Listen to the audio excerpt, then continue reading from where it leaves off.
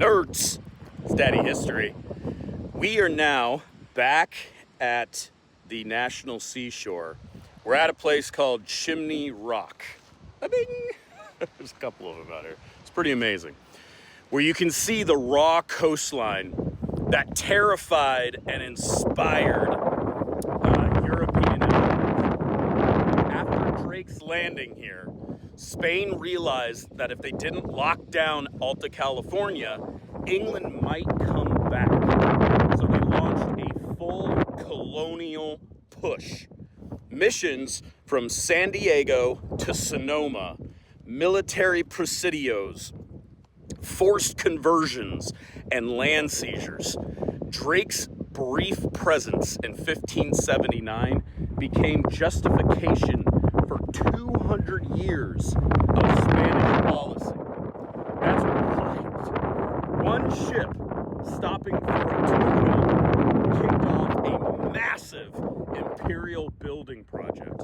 And the people caught in the middle were the indigenous nations: Coast Miwok, Ohlone, Pomo, Yokuts, and more, who suffered enslavement, population collapse, and cultural erasure. The long-term aftermath is Spain claims Alta California, Mexico inherits it, and the U.S. takes it in 1848. Layer by layer, empire on empire, all stacked on top of native land. Drake becomes a mythic discoverer in European history, while the Coast Miwok become a footnote. And for the Spanish, to this day in Colombia, he's a scary beast. Even though this was Miwok coastline, they seem to be forgotten. Today, tribal groups like the Federated Indians of Cretan Orcheria keep Miwok culture alive, despite the generational trauma that began with contact events like this one. Their endurance is the true legacy here.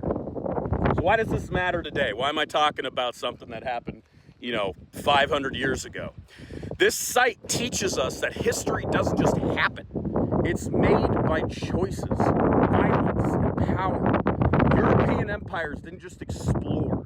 They disrupted entire worlds. Drake's landing reminds us that discovery is a political act. Whoever controls the story controls the map.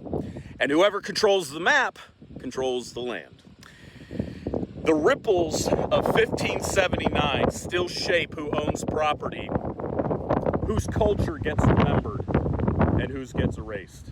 When we stand at places like Chimney Rock, we're standing on a landscape shaped by greed, guts, and guns. A place where empire first brushed California and everything changed. So, casualties of the Battle of Cartageña. Somewhere in the neighborhood of about 800 Englishmen died, mostly from disease.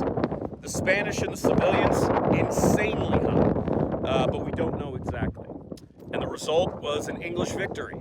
The city was ransomed, and it was partially burned to the ground. That's it, folks. Thanks for tuning in. Thanks for coming to one of the most beautiful places in the world with me.